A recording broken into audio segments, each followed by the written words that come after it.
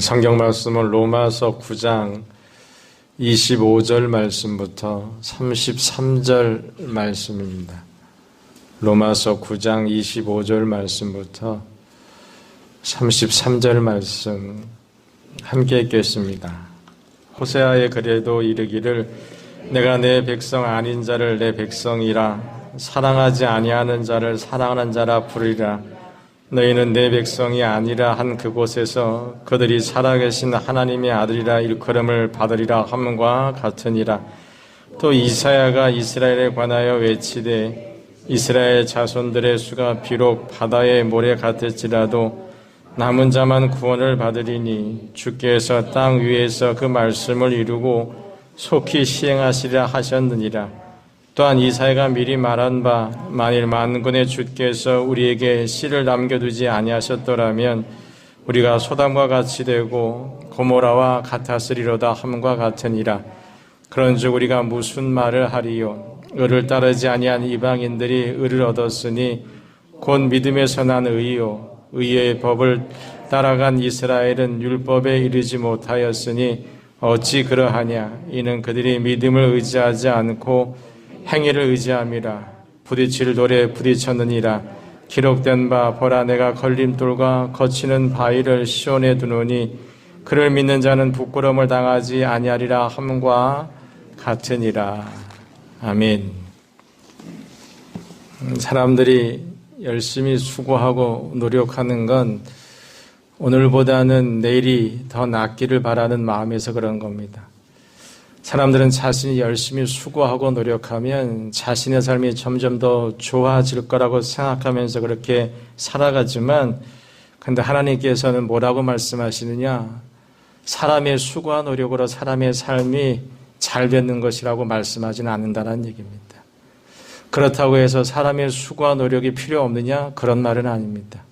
성경에도 끊임없이 사람들에게 하나님께서 뭐라고 말씀하시냐? 부지런해야 된다고 말씀하시고 성실해야 된다고 말씀하시. 그럼에도 불구하고 사람의 수고와 노력으로 사람의 삶이 세워지는 게 아니라 사람의 삶은 언제 온전해지느냐? 하나님의 말씀대로 살 때. 하나님의 말씀대로 살 그때 하나님께서 그 사람에게 은혜를 주셔서 그 사람의 삶이 온전케 된다고 말씀하고 있습니다. 하나님의 말씀대로 산 것이 왜 그 사람의 삶을 온전케 만드느냐? 하나님은 말씀을 하시고 그 말씀을 이루시는 분이에요. 뿐만 아니라 그 하나님의 말씀은요, 잠깐 있다가 없어지고 사라지는 그런 말씀이 아니라 영원히 있는 말씀입니다. 만약에 하나님의 말씀이 잠깐 있다가 사라진다고 한다면 그 말씀은 별로 힘이 없을 것이고 능력도 없을 겁니다. 그러나 그 하나님의 말씀에 힘이 있고 능력이 있는 것은 하나님의 말씀은 영원하기 때문에 그렇습니다. 100년 전, 200년 전, 1000년 전, 2000년, 3000년 전에 하셨던 그 말씀을 오늘도 믿고 살면 그 말씀이 이루어지는 겁니다. 오늘 본문에서 사도 바울은요, 하나님의 말씀대로 살아가는 그것이 복이 있다고 그렇게 말하고 있습니다. 어제 읽었던 로마서 9장 23절, 24절을 보면 바울은 하나님께서 예비하신 긍휼의 그릇에 대해서 말하기를 그 긍휼의 그릇에는 유대인들뿐만 아니라 이방인도 있다고 얘기합니다. 유대인들의 생각에는 이게 이해가 안 되는 말이에요. 어떻게 이방인들이 하나님의 구원의 역사 속에 들어올 수 있고 어떻게 이방인들이 하나님의 자녀가 될 수 있느냐? 그건 불가능한 것 아니냐라고 하지만 바울은 아니. 하나님의 구원의 역사 속에 유대인들도 들어오지만 이방인들도 들어온다고 얘기하고 있습니다. 그것이 어떻게 가능한지 오늘 본문 26절부터 29절에서 바울은 얘기하는데 하나님께서 이미 호세아 선지자를 통해서 말씀하셨고 그리고 이사야 선지자를 통해서 말씀하셨기 때문이다라고 얘기하고 있습니다.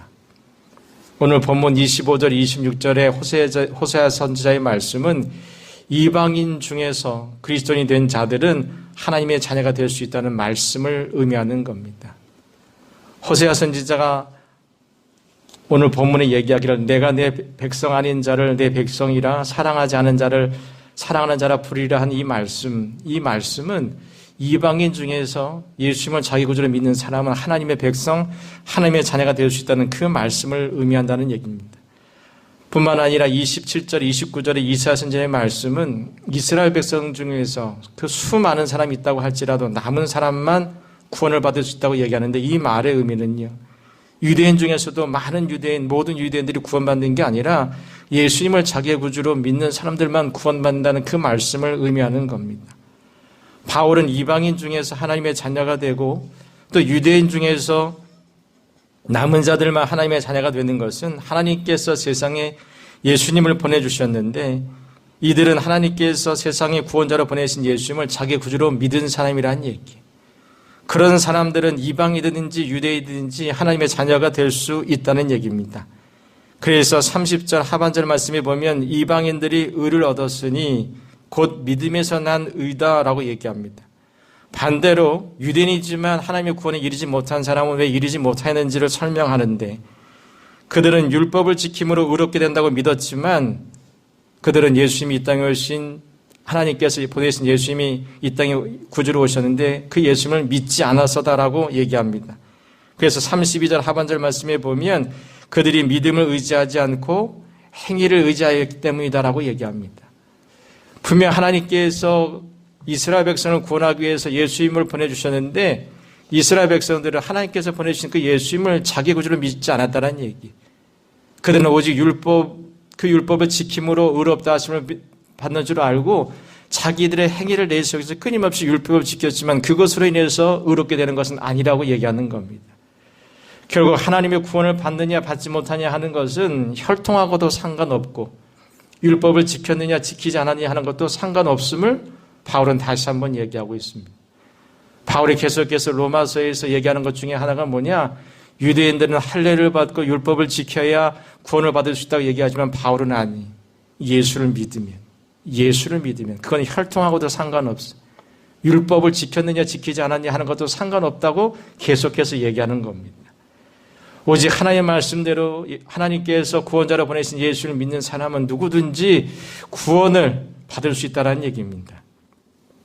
따라서 예수님을 그리스도로 믿으면 이방이라고 해도 하나님의 자녀가 되는 거예요. 여러분과 저처럼. 우린 유대인이 아니잖아요.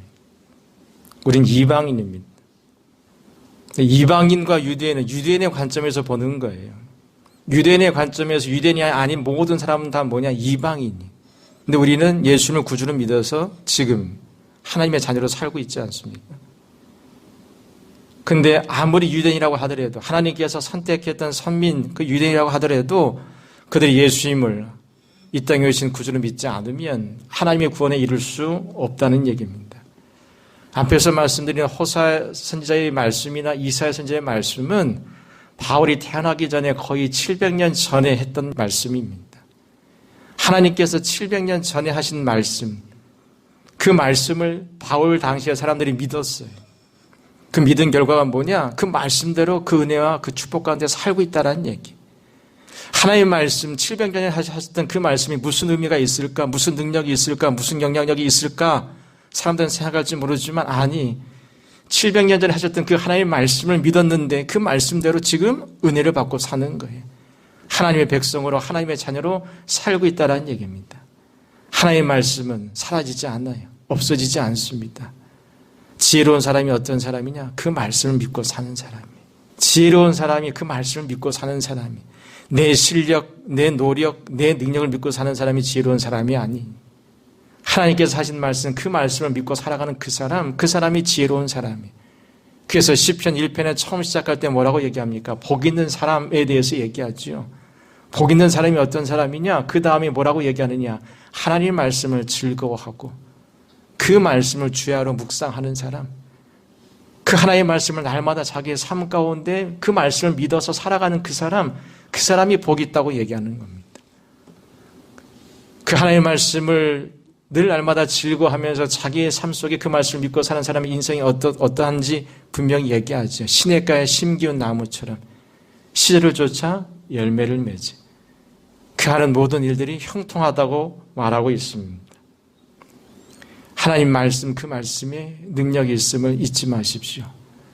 사람의 지혜나 지식이 우리의 삶을 만드는 게 아닙니다.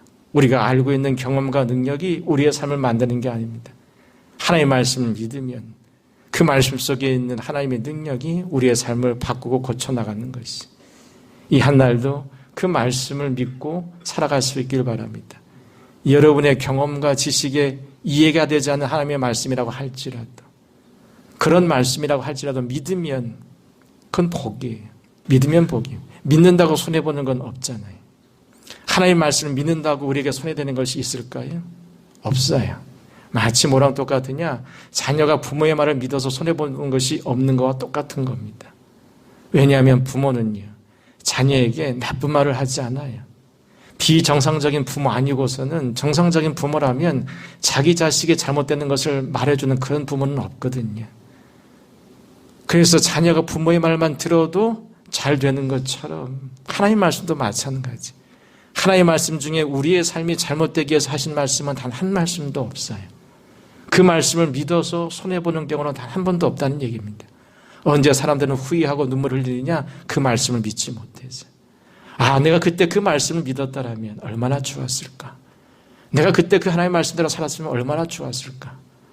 예수님께서 이 땅에 오셔서 십자가에서 죽으셨지만 그분이 만왕의 왕이 되신 것은 그 예수님도 하나님의 말씀에 순종하셨기 때문에, 십자가에서 죽으시면 3일 만에 다시 부활케 하신다는 그 하나님의 말씀을 믿고 순종하셨기 때문에 예수님도 그 말씀 때문에 다시 부활하시고 승천하셔서 지금까지 하나님 보좌 우편에 앉아 계시는 거예요. 바라기는 이 한날도 그 하나님의 말씀을 믿고 사십시오. 많이 공부했던 무슨 박사의 말을 듣고 많이 경험했던 어떤 어른의 얘기를 듣고 그 말씀을 듣는 게 아니라, 그런 말들을 듣고 살아가는 게 아니라 하나님 도대체 뭐라고 말씀하셨는지 그 말씀을 듣고 살아간 여러분과 제가 되길 바랍니다. 아울러서 이 하나님의 말씀이 정말 사실이라면, 믿어도 되는 그런 말씀이라고 한다면 여러분과 저에게 가장 중요한 일은 오늘 예수 믿지 않는 가족들을 구원하는 겁니다. 오늘 본문에서 계속해서 바울이 얘기하잖아요. 유대인이지만 구원을 받지 못하는 이유가 뭐냐? 그 예수님이 이 땅에 오신 메시아인 것을 믿지 않아서. 이방인에도 불구하고 하나님의 자녀가 될 수 있는 비결이 뭐냐? 예수님이 이 땅에 오신 메시아인 것을 믿어서. 지금도 우리 가족 중에는 예수님이 이 땅에 오신 메시아인 것을 믿지 않는 가족이 있다고 한다면 그 가족을 위해서 기도하십시오. 꼭 전도하셔야 합니다. 그래야 하나님 앞에 서는 그날에 우리가 후회하지 않을 수 있습니다. 이 말이 사실이었다고 하면 내가 그때 전도할 걸, 그때 가면 후회하겠다 해요. 이 땅에 있을 때 그 가족들의 영혼을 위해서 기도하시고, 그들이 하나님 믿는 믿음 가운데 살 수 있도록 그렇게 간구하셔서, 그래서 여러분의 모든 가족들이 하나님 앞에 서는 날에 모두 구원받는 하나님의 삶들로 세워져 갈 수 있기를 주님의 이름으로 축원해 드립니다. 기도하겠습니다.